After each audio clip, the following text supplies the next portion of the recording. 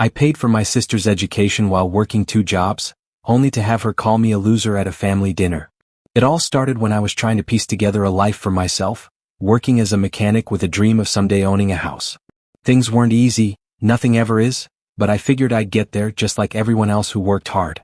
Life felt like it was moving forward at a steady pace until my younger sister Lauren got into her dream college. The excitement in my family was palpable. Everyone, especially our parents, acted as if she'd single-handedly won the lottery. Lauren was a genius, according to them, and the world was at her feet. At the time, I stood on the sidelines quietly calculating. They had no idea how expensive college was, or how little money they had to pay for it. Lauren's dream was already set, but mine was still a distant thought, crushed beneath the weight of family expectations. My parents started dropping hints here and there about how much this would all cost. Lauren is so smart, but college is so expensive these days, my mother would sigh dramatically, glancing at me as if I had a solution, as if I was just waiting to save the day. They didn't have the means to pay for her education, and they made that pretty clear. It wasn't like I could step in and say, "No worries, I've got it covered." I wasn't exactly rolling in cash. But Lauren was my sister. I felt a pull to help. Besides, what was the harm in chipping in a little? She was family. At first, I just bought her a couple of textbooks, helped with groceries here and there, but then it became a slippery slope. Soon I was paying her rent, utilities, even covering her nights out with friends when she wanted to unwind. Every time she needed money, the same excuse followed: "I'll pay you back when I graduate," or "Mom and Dad just can't help right now." The worst part wasn't even that she asked, it was the way my parents looked at me when they asked. "Family takes care of family," they'd say, like it was my duty. As if I didn't have my own life to worry about. As if I wasn't already pulling 70-hour weeks just to make ends meet. Lauren, meanwhile, seemed to think the world revolved around her. She posted picture-perfect moments on social media, sharing images of expensive dinners and weekend trips, all while I was stuck on the phone or hustling at work. I told myself it would all be worth it once she graduated. It was temporary, right? It had to be. She'd finish school, get a great job, and then everything would settle. But the more time passed, the more I started to feel like my own life was grinding to a halt. Lauren was living a life of luxury while I could barely keep my head above water. And it didn't end with just paying for school. No, she had a new wardrobe that seemed to get bigger with each week, designer handbags and shoes that cost more than my monthly rent. There I was, barely scraping by, skipping meals so I could make sure she didn't have to. The first time I tried to bring it up, she brushed me off. "Everyone at school dresses like this," she said. "I don't want to look out of place." I wanted to scream. I worked 2 jobs to keep her in that lifestyle, and she couldn't see how hard I was struggling.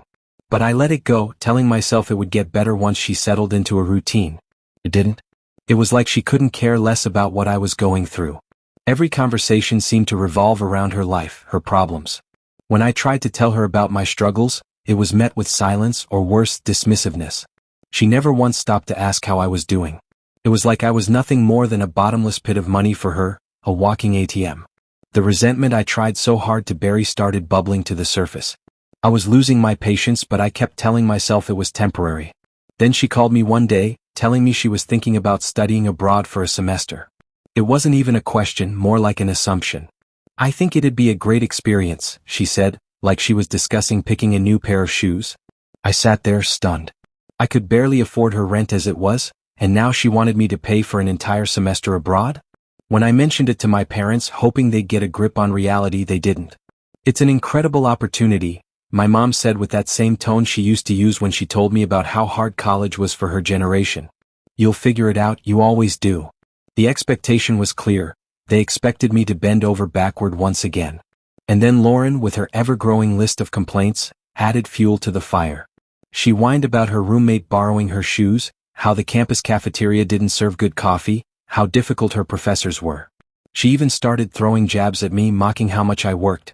"You're basically married to your job," she'd laugh, all while casually spending money I'd worked so hard for. One evening, while on a break at work, a coworker noticed the tension in my voice as I vented about my frustrations.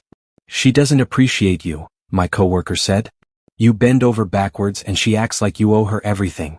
It was the first time someone else said it out loud, and it hit me like a ton of bricks. I began to wonder if they were right. Maybe I had been enabling her, feeding into her entitled attitude. The tipping point came when my parents invited me to a family dinner. Lauren was back home for a break, and I figured I could stomach a few hours of forced pleasantries. But when I walked into the house, I knew instantly something was off. The tension was thick. My parents were fawning over Lauren, asking about her classes, her social life, and if she needed anything else for school. I waited. I waited for someone to ask me how I was doing, but that moment never came.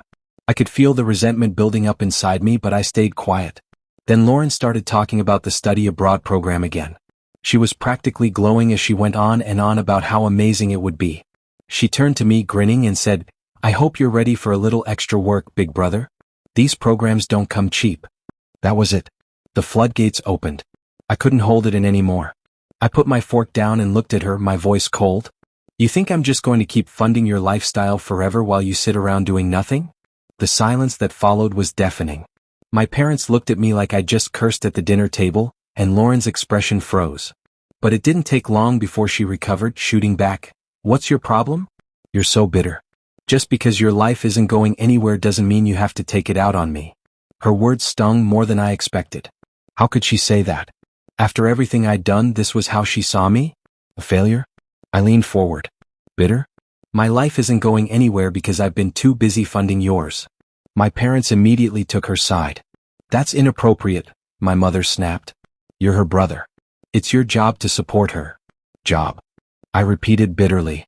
When did it become my job to work 2 jobs so she could live in luxury? When did it become my job to sacrifice my entire future so she could have hers handed to her? Lauren rolled her eyes, clearly annoyed. "Oh, here we go," she muttered. The martyr routine. That was it. I couldn't hold it in any longer. "You want to call me a failure, Lauren?" I stood up, grabbing my jacket. "At least I've worked for everything I've got. What have you done? Nothing. You sit around, spending my money, and you think you're better than me." I turned to my parents. "And you two are no better. You've enabled her selfishness at every turn. I'm done. I'm not paying for anything anymore. Not her rent, not her tuition, nothing." The silence that followed was deafening. Lauren's face drained of color, and for the first time she looked genuinely shocked. "You can't do this," she stammered, her voice trembling. "How am I supposed to live?" "Figure it out," I said coldly. "I've been doing it for years. Maybe it's time you learned how." I left the dinner that night feeling a strange mix of anger and relief.